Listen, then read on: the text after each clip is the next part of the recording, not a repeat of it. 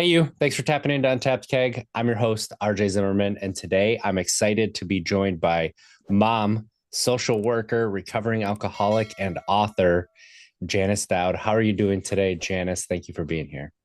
I am doing really good. I have two additional guests with me, my son's dogs.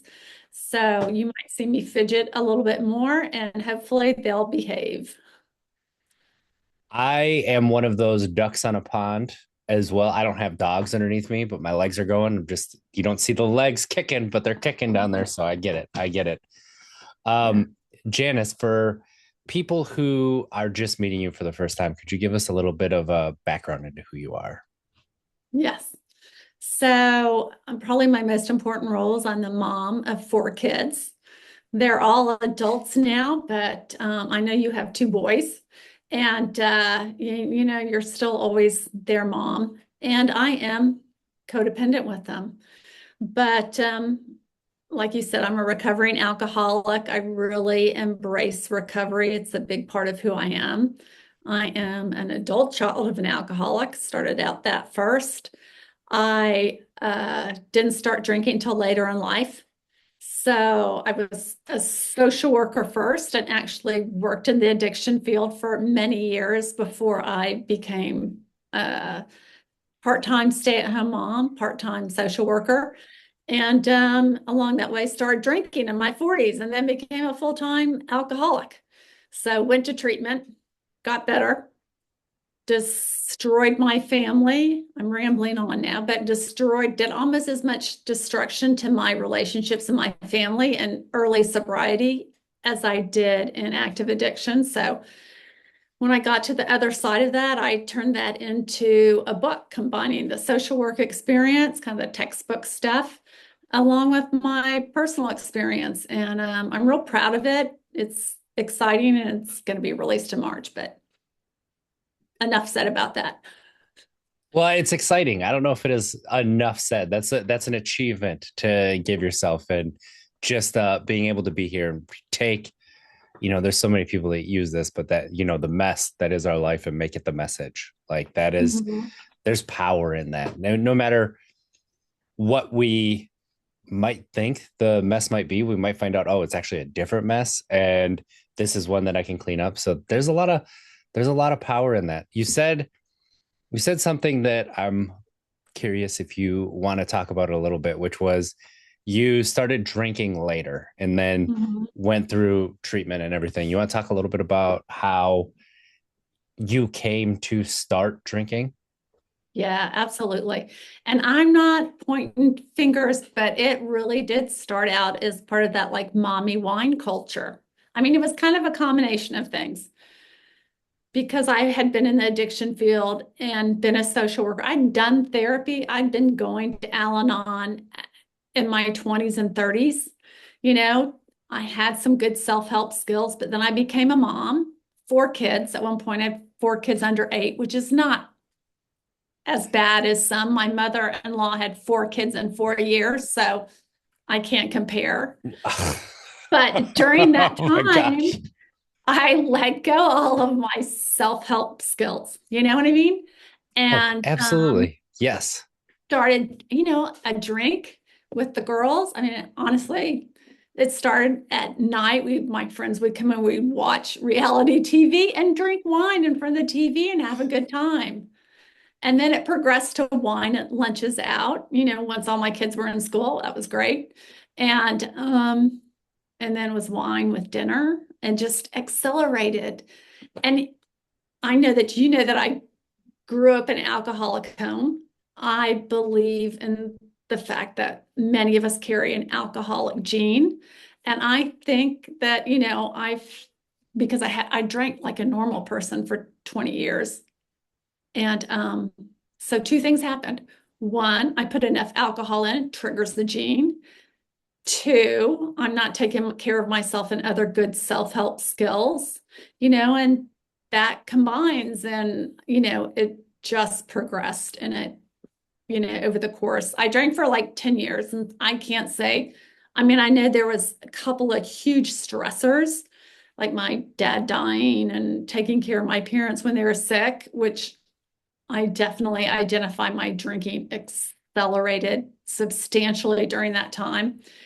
Um, but definitely from that time on, I was a problem drinker and it just steamrolled, you know, Mm, and until I had to go to treatment.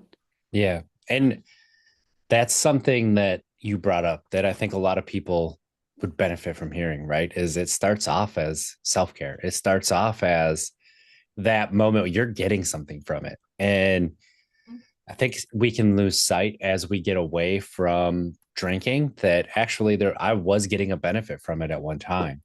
And Yeah. so if I look at that and I can give myself understanding for why I started.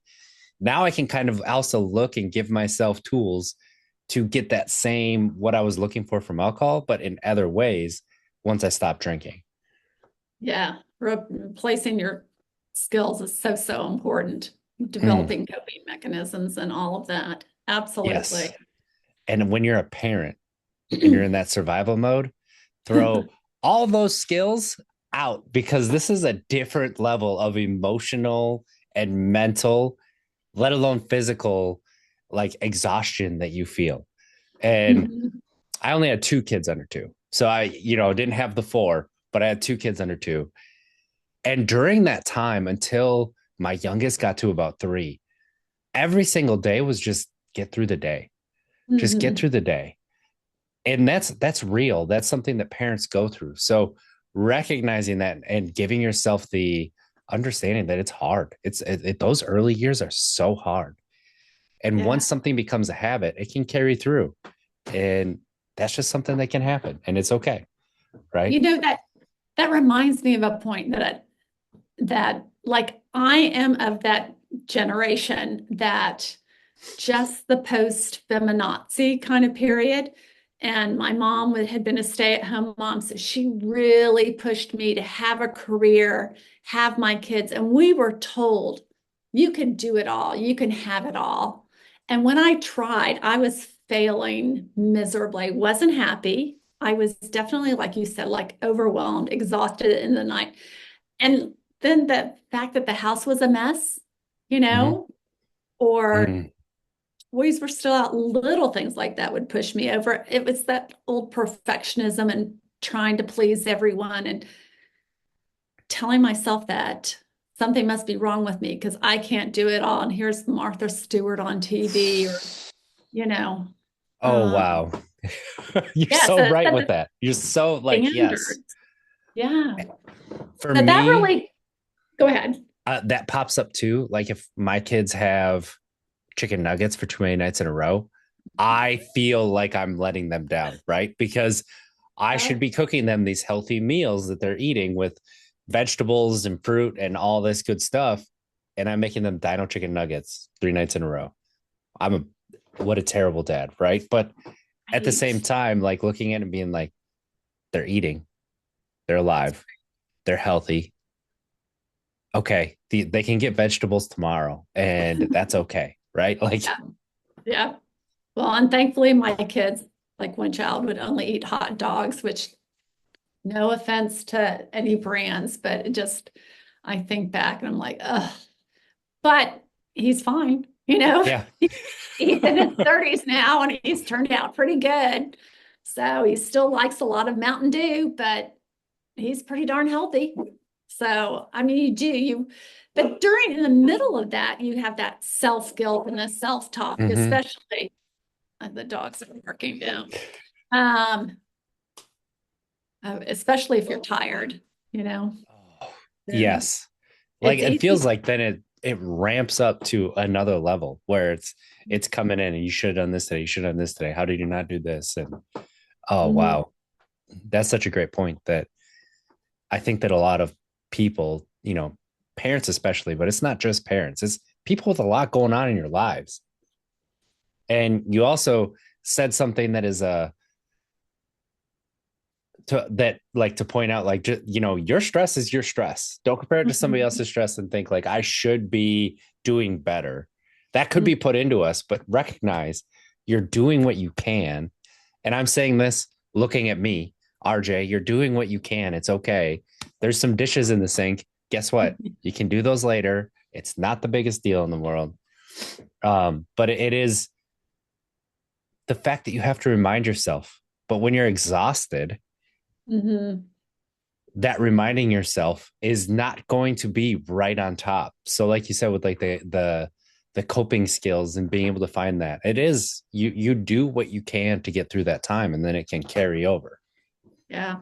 Yeah. And I still do that today. I mean, I know that, I mean, I love writing. There's things I love to do. I love working out still.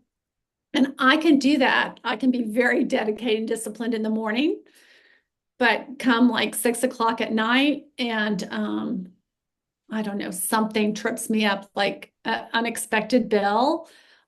I have learned that I'm going to overreact to that. And so I've learned not to open my mail at night, not always to return calls, to give myself some grace during those times where I'm going to be more sensitive. I Mm. allow myself to watch a lot of reality TV in the evenings without guilt now. So, I mean, one little skill that I use to make it through. That is such a great one to recognize. And I wonder if people have noticed that. That's something that I've been looking at as well. Like I used to with the coaching and then working full time, trying to figure out how to balance both those things. Oh, I'll do it after work. I'll do it at night. It doesn't work for me. I have to get Mhm. up early and do things before work. And in that 1.5 to 2 hours before work that I do something, I get more done than I would the 6 hours after work. Yeah. And so recognizing that, okay, I can take advantage of it and it's okay. And if I get something done after work, great. If I don't, guess what? I know what I'm in for and that's all right. Yeah. Yeah. I warn So, my yeah, I go warn ahead. my kids, my friends and family too. I'm like, don't bring me bad news. I mean, I want to hear what's going on, but if it can wait, because mom's gonna overreact, especially when it comes to my kids. So, Mm. still codependent. What what does codependence mean for you? Because I know that word is thrown around a lot. So I like to hear people's definitions of that. Boy, I used to have a great definition when I was working in the field, but essentially for me, it's when I make myself sick or crazy. I like that term over things I can't control. Mm. And in particular, that usually falls back on to another person that I love or care about. You know, um, I do, and I own it. But again, this is one of the things I accept about myself that I will, because I have two grandchildren now, which is amazing.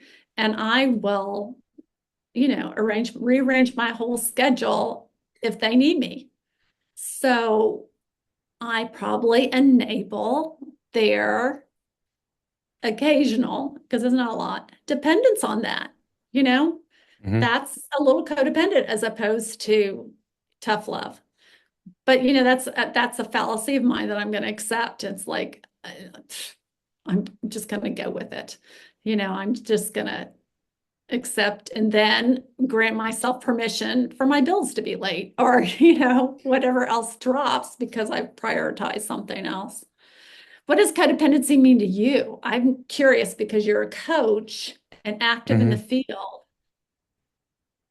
So for me, it's exactly what you just said, right? You're putting not necessarily your worth, but um, parts of your identity into something with somebody else that you can't control, right? So my mood is dependent on how you're feeling. So Mm-hmm. if you're feeling frazzled, oh, I'm going to try to do what I can to get you to not feel frazzled. Oh, you're feeling good? Okay, I can feel good. Like to me, that's like the how I kind of look at codependence, but I don't just look at it with people, right? Like with alcohol, like I was codependent with alcohol, like work. Like there was a moment in my life where I was codependent with work. There's so many different points where really it's almost identifying yourself with something that's outside of you, and Mm-hmm. then that thing is good. Okay, now I can be good, or that thing needs fixing. I got to go and take care of this, and I got to do this thing. And that to me, there can be healthy codependence, right? And then there can be the kind that is that unhealthy one where I need this and able to be able to operate. And sometimes, with family relationships, that can look like I need my little brother to be crazy, because if he's not crazy and I can't take care of him, like, what am I going to do? Like, who am I if I'm not taking care of my crazy little brother? Right. Yeah. And he's not he's not that over the top. There was a point in time where he was, but like now he's not, and it's okay. And I never really felt that way necessarily, but I did feel that way with like my family. Like I had to put out the fire. I was the firefighter. I had to be there to do a lot of different things. And they might argue that point, but I think if, we laid out the facts, I think the facts would be there. And like when I vacated that role, it created a little bit of a vacuum, but that's okay. Right. And so there is like that codependence that's okay. Like you're talking about, like, I don't think like what you're describing is necessarily a unhealthy codependence. Some people might say yes, but like Mhm. is there a line to cross? Yes. Is that line thin or wide? I think it depends on the person and what the codependence is, right? But um that is my long explanation of what I would say codependence is. I think that's great. That's absolutely great. So, Yeah, it's that nuance. I struggle, and this is that neurodivergent in me that I've really learned. I've really struggled with like taking things that are nuanced and leaving the nuance out of it. So that's why I like the podcast, because there's so much context we can bring in and so much nuance we can flesh out. Um, and that's something that I think shouldn't be lost on people, that there's nuance in your life. There's context in your life. Do not remove the context from your life, especially you kind of talked about with reality TV and seeing Martha Stewart, and like you're comparing your life to hers with no context. You just mhm. remove the context from your life and you're saying, this is how I am and I should look like this, and you don't have any context of everything being staged. This goes to Instagram now, TikTok, everything, right? Like I was talking about meals for my kids, like taking the context out of all of that, like Uh, the all of that. And but put that context, give yourself that nuance, allow yourself to be human and have all that around. And if you look at it now, that other side that looks so perfect through that lens of context, oh, if they had all this going on, would they still have it picture perfect? No, no, no. nobody does, and nobody would. Yeah. Yeah. Well, and like some reality TV makes me feel very normal and healthy. I'm like, oh And that's the God, I good don't one. have that kind of drama in my life anymore, you know? So, yeah, I don't identify with Yes. some of those shows without disclosing which ones I watch. But yeah. And that's So, that's a good thing. I mean, you talked about it, that healthy coping mechanisms. You got to have those, and it's okay to watch that reality TV. It's okay to watch whatever TV show, that drama, that whatever it is. It's when it interferes with your life that mhm. now it's like, okay, this is an issue, and that can happen with so many different things. Yeah. Yeah. Um, Athletics, like gym, work, like I said, even parenting, like we've kind of touched on a little bit. Like there was a moment where my entire life revolved around my kids, and of course it did. Like it had to, because otherwise, that's what they needed. And so Mhm. if I continue as they become more independent to put that much time and effort into it, I could lose myself to being that parent. And now all of a sudden that would be unhealthy if I get to the age where they're out of the house and now I don't know what to do with myself, to the point of being severely depressed. Right. So Right. Right. So, yeah, well, my youngest is still in grad school, but I experienced some empty nest when they kind of come and go still, but I experienced some emptiness for a while trying to figure it out, which now this is an aha moment, may be why I was able to invest more time in my writing and joining Instagram and blogging and things like that, diverting your attention to something else yeah, positive.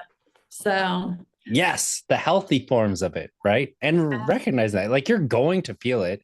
You're going to feel those downs, but do they Mhm. consume you and keep you from living your life? Like that's the key distinction I think that's there. And I, even hearing about like how the research is going into depression and things like that, it's there's again nuance and context. So um this isn't just like throwing a blanket statement out there, like put it to your life and use it how you can. But one thing that you talked about was your relationship after you stopped drinking and you got sober with your family and how that suffered. Suffered a lot. Absolutely. I mean,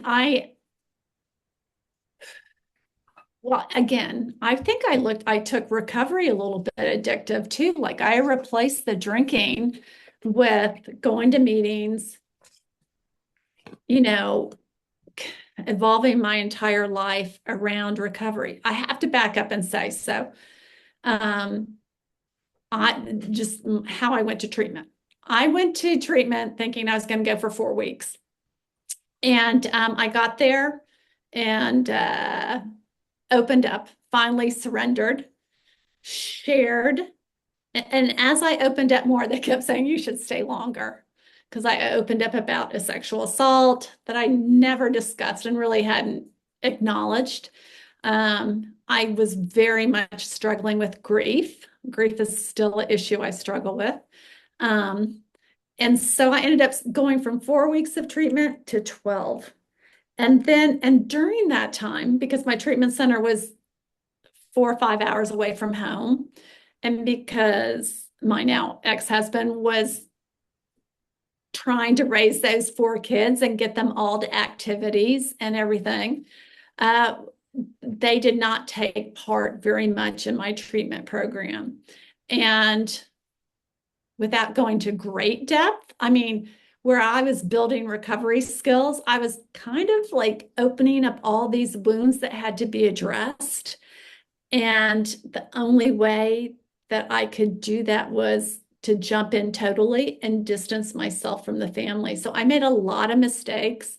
I went from treatment to a halfway house without any explanation. I mean, figuratively, no explanation. I pretty much said to my ex-husband and my kids, they are recommending I go to a halfway house. So I'm going straight to a halfway house from here than home. No explanation, no idea of like how long it's going to be, just extending the limbo-ness. I mean, I know you know through your clients that family members of addicts and alcoholics live in not knowing what's going to happen next. They judge us, they watch us. And I continued that on. I mean, I was still kind of crazy, even though I was staying sober and building skills.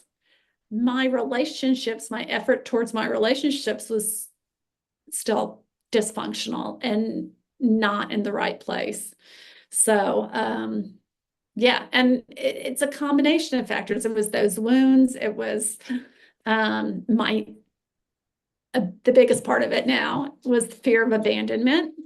That's one of my sorry, I've got something in my eye. It's probably dog hair from the dogs. Um, so from my childhood stuff, ACA, us moving around a lot, one of my core issues also is fear of abandonment. So going to treatment, by the time I went to treatment, my identity was no longer social worker. It was mom. And I had been failing at mom, failing at social worker too. And I think I was afraid, like it was easier to avoid. Another old coping skills, avoid dealing with trauma. So just avoid dealing with conflict, I mean. Mhm. So it was easier to avoid, push them away than actually feel their rejection, and which created bigger problems, and it's very long and extended, and maybe we can talk about that a little bit with Katie when we come back, because Yeah. she can give her point of view what that was like. But essentially, I went to treatment. I pushed my family away as opposed to trying to draw them in. I got sober. I developed a great sober program. kind of became addicted to the program. And then, a year and a half later, had to step back into the family and correct all the mess and repair those wounds and start over. But we did it. What was the moment that made you realize I have to step in and start to repair some of this stuff? That's a great question. And I hadn't talked about this in a long time. I actually got kicked out of my halfway house when I was 5.5, 6 months sober. The halfway house is light treatment structure, but you come and go. And it was a huge surprise. It threw me into a medical crisis because, like, just a couple of days before that, I'd had a terrible counseling session with my husband. And so when I got kicked out, I couldn't return home. I had no place to go. I was figuratively homeless. And I was deeply ashamed of being kicked out. Did not want my family to know because I thought for sure they're all going to abandon me now. My ex-husband will divorce me immediately and take the kids, which had been an ongoing threat. So it was a huge crisis in my life. And but it's what triggered depression for a couple of months too, and pitifulness and victimhood and all that, because I got kicked out for something I didn't do, but that's another story. However, I went lower. That bottom for me was lower than my alcoholic bottom, but it also forced me to see that I had estranged myself from everyone, and I didn't need to. I was 6 months sober, and that was like, oh my God, I can't go home. My kids don't know me. They don't talk to me. They don't answer my letters. So that was when I realized it's like I woke up like I might be sober, but my life has fallen apart and I got to do something different. But a lot of damage had been done. I mean, I share this a lot too, that it took me another year, like took me a couple months to get out of that depression. And then by Christmas time, I started trying to really integrate back into my home. But it took another, like I was a year and a half sober before I would say any of my kids would talk to me. So, and my youngest, it took 4 years before we could have any other kind of conversation other than here's where I'm going, here's what I'm doing. We had a very Mm-hmm. superficial conversation, which is an important part of my story because I just the other day, someone DM'd me and said I hadn't talked to my children. I haven't spoken to my child since such and such date. And I'm like, that was me. It took me 4 years. And I want to give you hope that it can change. So, because I know I'm not alone. I know when I was at the halfway house with all these women, half of us were estranged. More than half of us were estranged from our kids or our parents or, our husbands or family members. So that was a What long answer to your question. It was a really wonderful one. And that's the thing with our stories and the nuance that can come out of that, right? Like I love it. I love that nuance. And something that you said, like repairing relationships doesn't happen snap of fingers. It's not like the movies and TV shows. Like they only have so many moments that they have, like the minutes to be able to portray this. But it takes that consistency of showing up to repair a Mhm. relationship. What was it that you kept going back to that allowed you to be consistent even in moments where it was hard, especially in moments where it was hard? You know what? Here's the key thing for me is when I didn't have any hope. I mean, I have to say, I had great sponsors. Thank God for my sponsor who let me live. She said, you can come live with me for 1 week while you figure out what you're going to do. And during that week, I got rejected from other halfway houses. It was a very tough week. But she also was like, okay, we have a new problem that we hadn't looked at before. We're going to address it. So she's great. She's still my sponsor. And she would be like, I need you to talk to Eddie over here. He's got 4 daughters. He's 30 years sober now, but he's got a story similar to yours. So she kept putting me in front of people who had similar stories, who had repaired the relationships. And so when I didn't have any hope, when I really felt like it wasn't gonna happen, it wasn't gonna be repaired, I would embrace someone else's story, their hope. So I didn't have hope for myself, but I'll borrow some of your hope. If it worked for you, I'm full of cliches. If it worked for you, it can work for me. And just do the next right thing is a slogan. They talked in treatment, and I still say it. It's like, okay, all I'm gonna do is I'm just gonna do the next right thing. No one's returned my phone calls. It's okay. I'm still gonna send a text message. You know what I mean? I'm gonna face the pain. So it was a bunch of little steps, but I think hope and reaching out to other people was the key thing that kept me going, and just believing. And thank God. I mean, okay, here's another quick story. Like night 3 or 4 in treatment, you have alumni come back and tell their stories. And there was this young man who came in, and he was probably only like 9 or 10 months sober. And he told this story about how he was still sober all this time, but his life had gone to shit at 6 months of sobriety. He maintained his sobriety, but like, I don't remember. I was like, a warrant for his arrest came up, and they arrested him, threw him in jail. He lost his job. His girlfriend was like, that's it, it's over, you know. And he's like, I'm sober. So he warned us. He said, I need to tell you, there's going to be some real challenges in the future. And he said, I didn't have the emotional coping skills yet to deal with all that rejection, to deal with my boss saying sorry, you know, and giving up on me because he'd given me so many chances before. But anyhow, he shared his story, and I remembered that. And I remembered, and I saw this guy a few years ago who was happily married to that young lady. I saw him at a meeting. I was like, you changed my life. But hearing that story and then knowing, okay, so when shit hit the fan for me at 5, 6 months, I was like, oh my God, it's true. And, you know, I think that happens to a lot of us.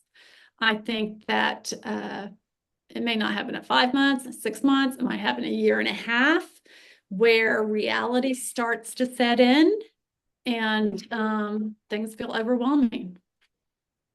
Another long answer to your question. It's such a great one. And the reason I'm like sitting back with a little smirk on my face for those audio listeners is because for me, I got my career that I wanted within a month of not drinking. And then a month later, lost that career job, that career that I wanted, 2 months of unemployment, like working a job to kind of get me. And then at 6 months, I got that same career in a better work environment, better place, right? And then 2 years later, get married, kids. 6 years in, she comes in, asks for a divorce. All not drinking, right? And I don't want that. Like, absolutely in love with you. I don't want a divorce. Like, I know things aren't great. What can I do to do better, right? Ask for that year, granted it, year and a half, think things are going well, ask for divorce again. Man of my word, okay, let's get divorced, even though it's not necessarily what I want. And then all of a sudden start realizing I'm about to be single again and I don't drink. Mm-hmm. That's some cold water. That's some, realization, like, okay, all of these skills that I've been learning, all of this stuff that I've learned from other people in this podcast, like the podcast, going to therapy, all of this. All right, let's figure it out. Let's see what's going to work and what's not. Because at this point, I don't want to drink. So like, that was never an option. Mm-hmm. Even though it did kick off cravings, like with the strongest craving I ever had was at like 7.5 years of not drinking because I was about to be single for the first time and not drink. And all of a sudden I'm like, what the hell? How do I do that? Right. How do I be single and not drink, especially at 36? What? Right. And now like being at 11 years and have gone on dates and stuff like that, it really isn't that big a deal. But I was making it into one. And that's Hmm. that's what like all of these skills that you're talking about and everything that happens, like, yeah, I could have drank. Yeah, anybody, we can drink. But that's Hmm. where you ask yourself, do I want to? Hmm. Well, no. Okay. What do I want to do? I don't know. Something different. Let's do something different. Who knows what it's going to look like? I don't. We'll try it. Let's see what happens, right? And that's what's so um inspiring about what you just shared with that story. And just recognizing, yeah, I know what happens if I do this. Like I can control that a little bit, but do I want it? Is there something that I could do different? Let's just try it. If it doesn't work out, I can come back and maybe drink after that. Or I realize, well, actually, that wasn't as bad as I thought. It didn't work, but there's something Yeah. different I can do. And Yeah. you can just embrace that side of it. Well, and that being thrown out of the halfway house was probably the best thing that happened to me in my recovery, the most significant, that had most significant changes, which I carry now, so that when I'm having a really tough time or struggling with something, I'll remind myself of that. Like, push through. There's a reason. Just break it down as small as steps as you have to in order just Yes. to feel like you're moving forward. Um, and you'll get to the other side and there'll be a reason for it. So yeah, it sucks right now, but I trust in that process that there is a reason. And of course, I have a little bit of control of that because I can choose to let it fall apart, you know? Mm-hmm. I haven't thought about drinking and I'm proud to say during that really down period of time, I didn't drink. I knew many women who, when they got kicked out of the halfway house, went out and drank, used. A couple of them overdosed and died. And that was one thing I had going for myself. I mean, I called my sponsor. I'm like, I don't know what to do. Help me. And which brings me to another point that I think is really important is that the first few months, I really, although I estranged myself from my family, I really embraced recovery skills.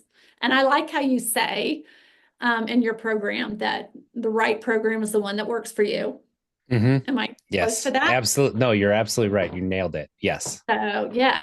So uh, you work that program as much as you can. And the other side of that was I was because when you hit the bottom part of a depression, I think the worst time is when you're coming out of it and you go, God, that's a really big hill I still have to climb. And that's sometimes when it can be as bad. But that's when I would like play the tape out when I go, okay, if I take a drink to deal with a stressful situation, I might only drink one drink today, but tomorrow it'll be two, and I've seen it happen to other people. So I would play the tape forward as a kind of it's another little basic tool. I just know alcohol will never serve me again. So Mm. yeah, and it's okay. I mean, Yeah. That's the yeah, biggest thing is all of a sudden you realize, oh, I'm not going to drink. Okay. Like, listen, back when I stopped drinking, all there was O'Doul's. There's some really great drinks out there now. There's some great NA beer. There's some great, like, the way that people, even if they're not using like spirit alternatives, like the non alcoholic ones, like the way that they're taking juices and mixing it with something that has a little bit of a bitter taste. Like they're mixing these flavors that you get a really good drink with it. Um, mhm, in a way, you don't have to give up having something that tastes good with your meal. right. And that's something that you can embrace. It's way different than, it was like iced tea, soda, or water. Like that's kind of what it was for years. And that was fine. But now it's just so much fun because there's so many different things that people are doing that you can embrace and do what, like, again, do what works for you. You don't have to do anything that somebody tells Mhm. you have to. And that's something important that I do like to stress to people. Like my story is mine. Please do not try to replicate it because it was not fun.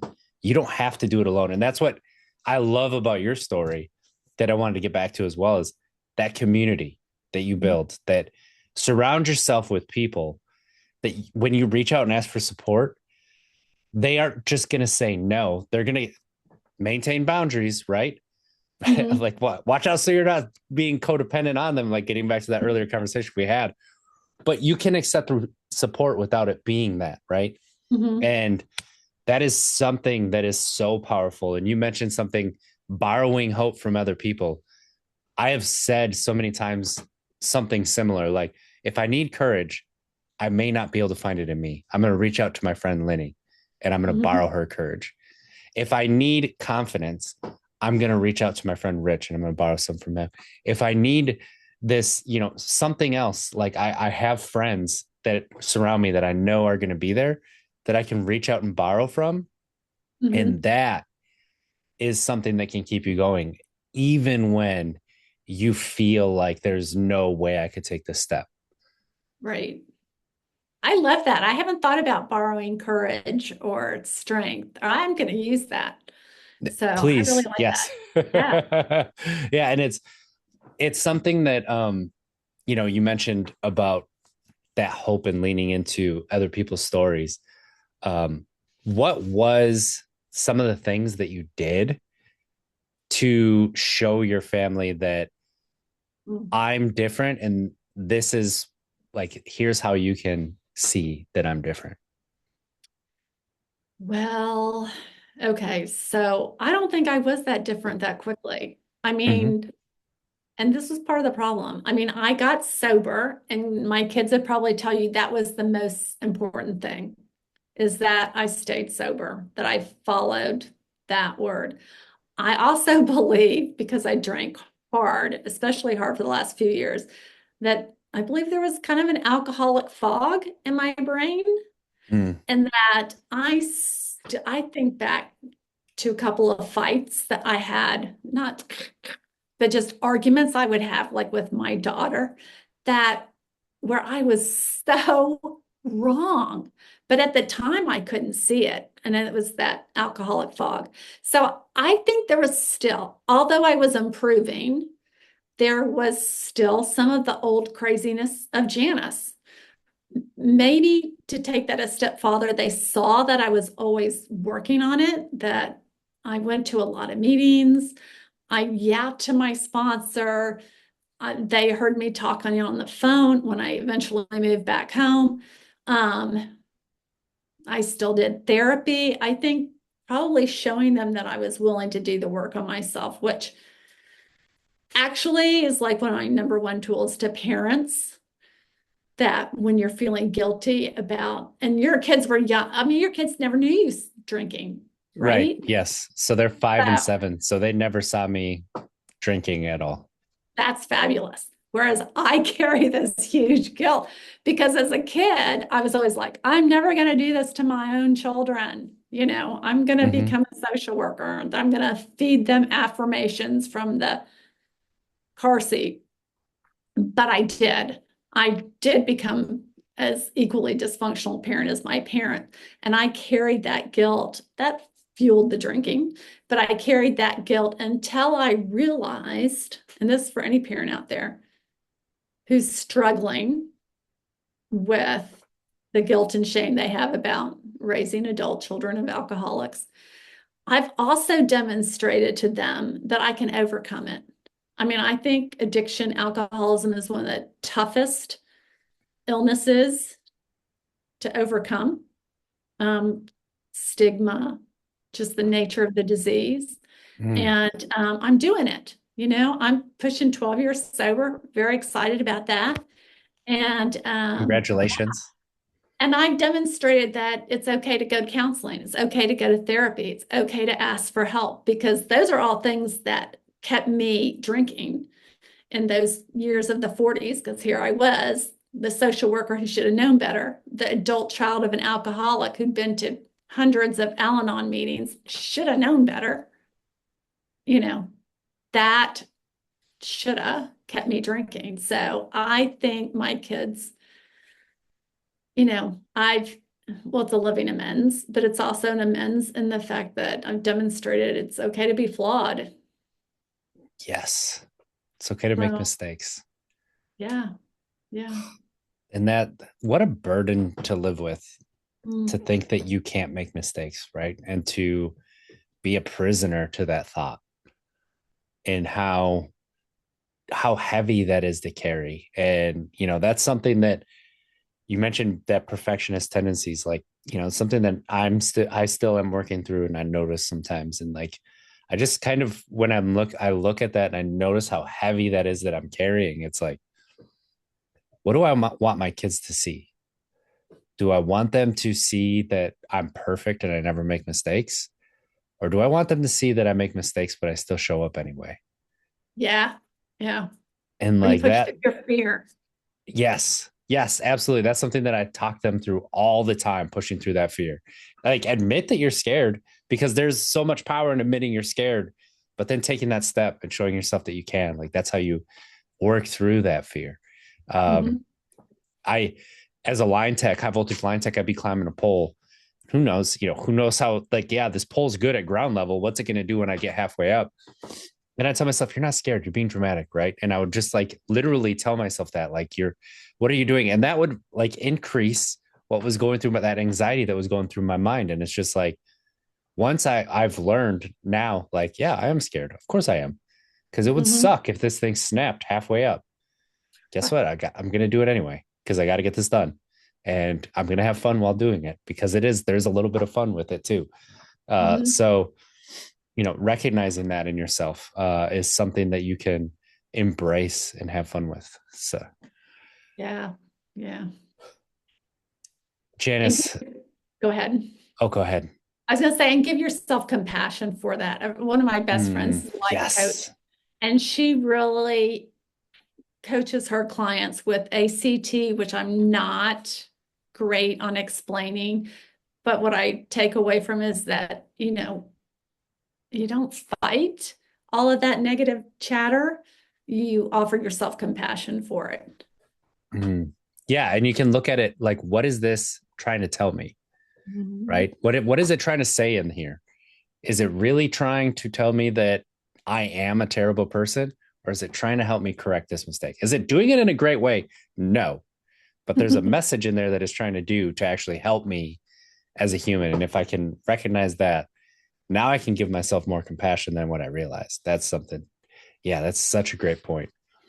Oh, Janice, we're going to be doing this again shortly with your daughter, and that's going to be a fun episode. But if people hear this and they want to keep up with you, what is best way for them to be able to do that? Okay. Follow me on Instagram. My Instagram handle is parenting underscore the word in underscore recovery. My website is my name, janicejonsundowd.com.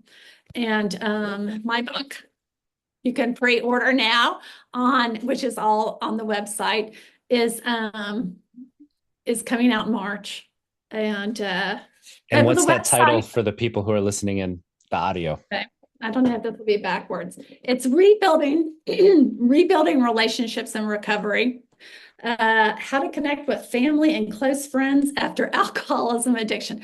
Basically, it's a guide for people in recovery on how to repair their relationships. And I'm real proud of it. It's written very general language, um, little tough love at times, but definitely I share enough of my story to let you know that I care about every one of you. And I really want to break generational trauma, I Yes, want to help stop that cycle. So it's much harder than you think. it really is. So, And part of that is something that you said earlier. That's when you stop avoiding the conflict and embrace it. And so I love this. I love everything that you're doing, everything that you share on social media. Please go follow Janice. Let her know how awesome she is. Um, this has been really fun. Thank you for coming on and having this conversation Hey, with me. I had a great time. I can't wait to do this again. So, everybody out there, thank you. Send this podcast to someone you know who would benefit from it. Leave a review. Let me know how I'm doing, and let's try to be better tomorrow than we were today. Because if we don't make it, at least we tried. Have a great week, everybody. Talk to you soon. Love Bye. you.